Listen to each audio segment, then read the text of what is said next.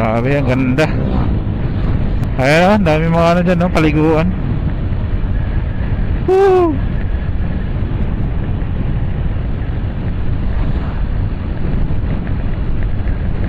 Ibang klase ang view dito mga idol.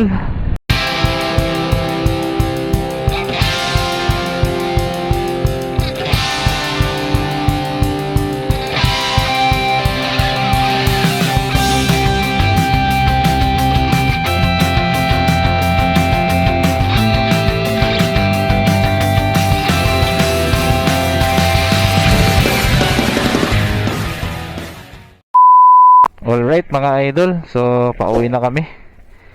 Galing dito sa Tinggalan, Aurora, pauwi ng Bamban, Tarlac. So 2 araw kami dito. Palabas na kami ng Coastal Cove Resort dito sa Tinggalan, Aurora. So nag-overnight stay lang kami dito. So ngayon guys, ipakita ko sa inyo ang biyahe ko pauwi from Tinggalan to Bamban. At i-share ko na rin sa inyo yung experience namin dito. So sa Coastal Cove, ang kinuha namin na unit for overnight stay, good for 2 packs, ay nasa 2,500. Check in 2 PM, check out 12 noon the next day. Free ka nang mag-room sa beach saka sa pool. At pwede ka rin lumabas, mag pasyal-pasyal. So yun, yung food namin, kumain lang kami sa parinderya. At sa dinner namin, nag-restaurant kami. So siguro mga from dun sa may resort papunta dun sa Tinggalan Plaza, kung saan tayo papunta ngayon, itong binabaybay natin na coastal road na to, siguro nasa, sabihin na nating 1 kilometer or 1.5 kilometer ang layo. Ay kita nyo, puro mga bulubundukin talaga ang meron dito. At doon naman sa seaside, talaga makikita mo yung Pacific Ocean. Napakagandang dagat guys, solid, tingnan mo.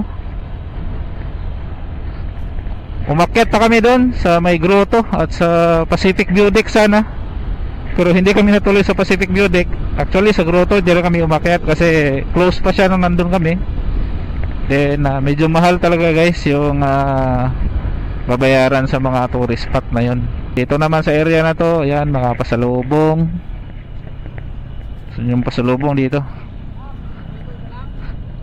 ayan o, may mga riders dito na may hinto din para makabili ng pasalubong. So kung gusto niyo kumain, ito ang pinaka the best na nakainan so far na nakita ko. Yan mga lutong bahay. Ang downside, medyo may kamahalan talaga dito sa Tinggalan, Aurora. Kung turista ka dito, kailangan may enough budget ka rin. Kahit sa pagkain pa lang medyo mahal. Then limited lang ang mga restaurant dito. Yung oras pa hanggang 9 lang sila. So talagang tulad dito kami sa Norwin Seafood, yan. Diyan kami nag-dinner kagabi. So hanggang 9 lang din sila. Ewan ko lang, dahil Sunday naman siguro kahapon, kaya ganon. Pero ang dami naghahanap ng restaurant, wala silang mahanap na iba na. Sa pang downside, yung ATM, dalawa lang yung ATM dito sa Producers Bank at yung dun sa 7-Eleven, lahat offline. Yun lang. Mahirap na walang cash. Dapat magdala kayo ng cash lagi guys. So yung pakanan dito, yan yung papunta sa mga view deck, grotto. Itong sa kaliwa, yan na yung pinaka-plaza. Yan. Nandyan din yung location ng ATM. Pwede nyo namang i-search yung nearest ATM pag nandito kayo.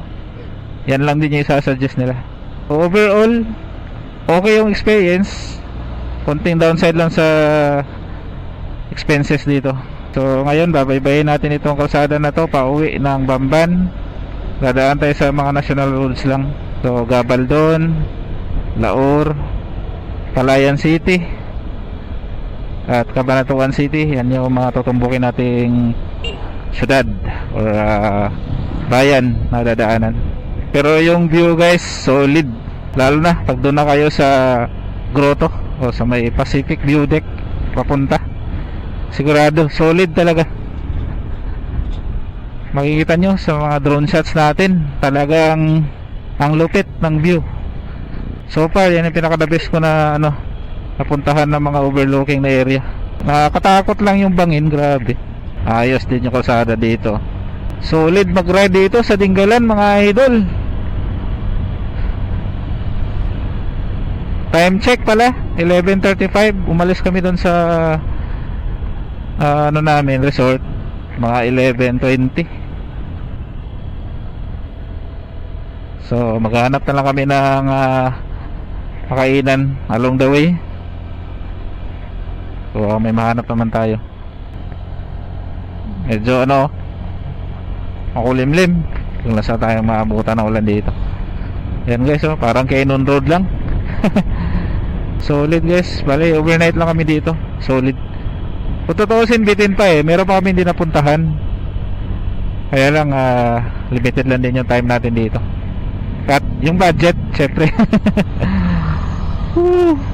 Grabe, na-recall ko yung yung bayad pala dun sa papunta sa view deck sa grotto at sa Pacific View Deck na area.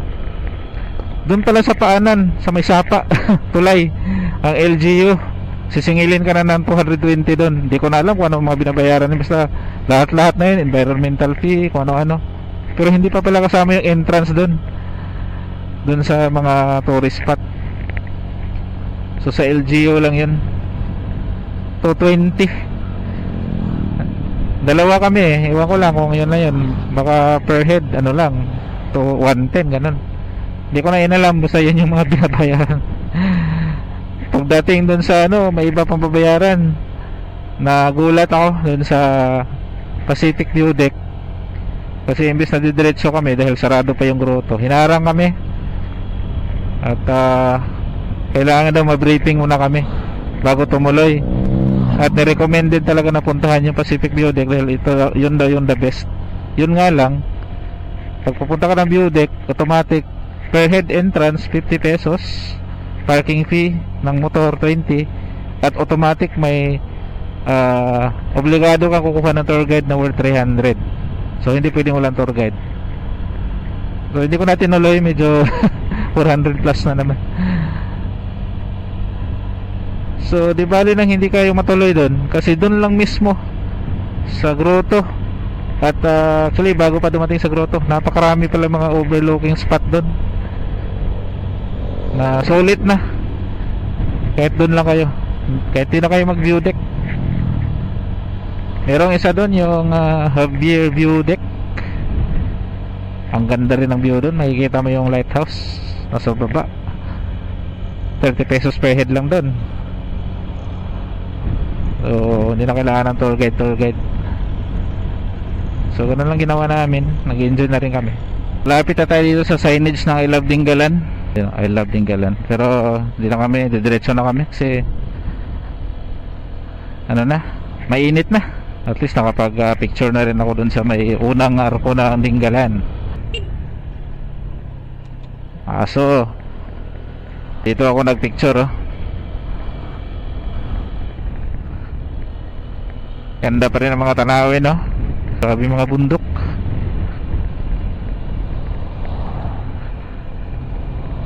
Isa sa mga scenic route dito sa Dingalan, Gabaldon. Maganda pala dito pag pauwi na.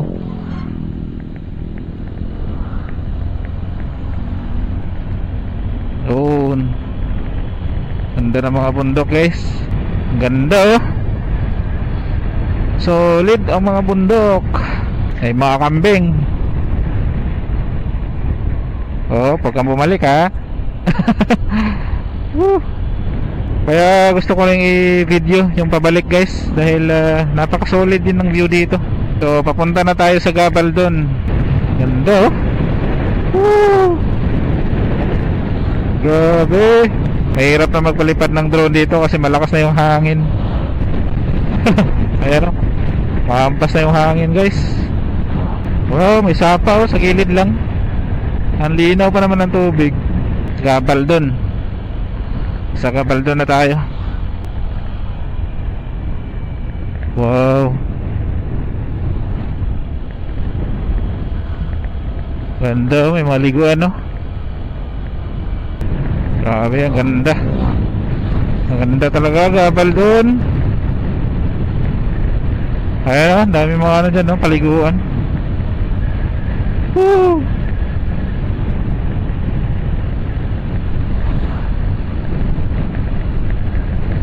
Ibang klase ang view dito mga idol.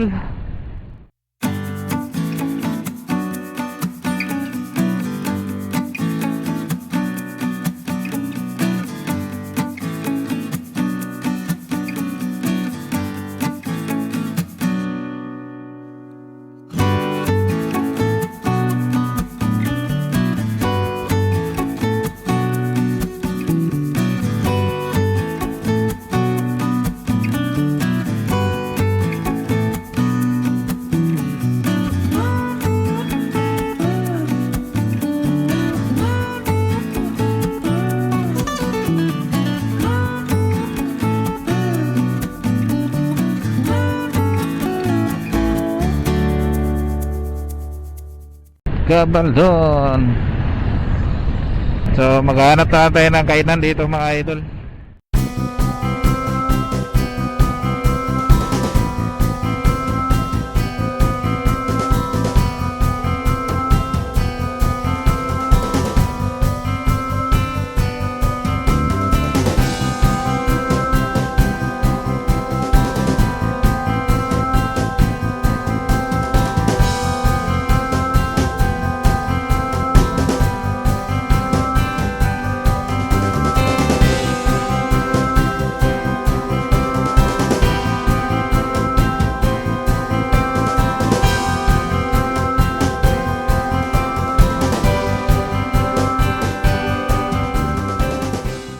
Mountain View Restaurant. Right mga idol, tapos na kami mag lunch. Mabiyahe na ulit kami. Time check 1:09 ng hapon. So diretso na tayo papuntang Bamban, Tarlac. So maganda rin kainan mga idol, yung Mountain View Restaurant dito sa may Gabaldon boundary ng Laor. Malay yung bakbakan pa to. Right, let's go. Nasa Laor na tayo mga idol. Laor, Nueva Ecija. Kasunod nito ang Palayan City. Sa Palayan City na tayo mga idol. Palayan City Plaza. Next na tumbok natin ay Cabanatuan City. Alright, dito na tayo sa ano, Cabanatuan. Oo nga, dito na tayo. Alright, ganyan na tayo.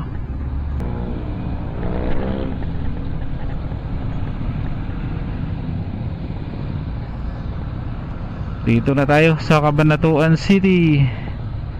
Sobrang init, sobrang traffic. Grabe.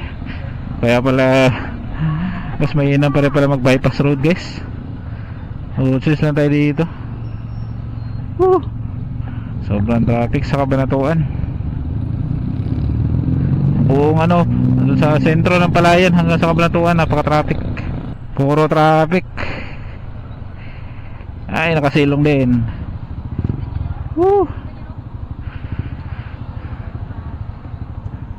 Cabanatuan.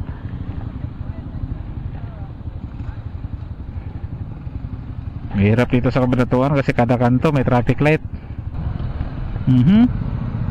Meron dito. Pasok mga idol.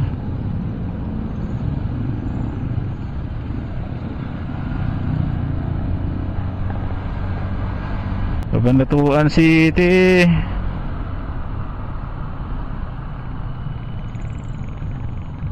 Let's go. Ayan, traffic naman. Sakto. Saktong sakto, let's go. Traffic na naman. Oh no.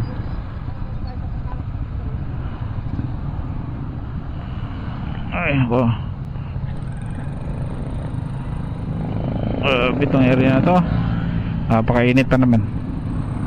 Nakawala din sa traffic. Grabe, ilang minuto dun. Halos 1 oras kami na stuck sa Kabanatuan. Sobrang tindi ng traffic guys.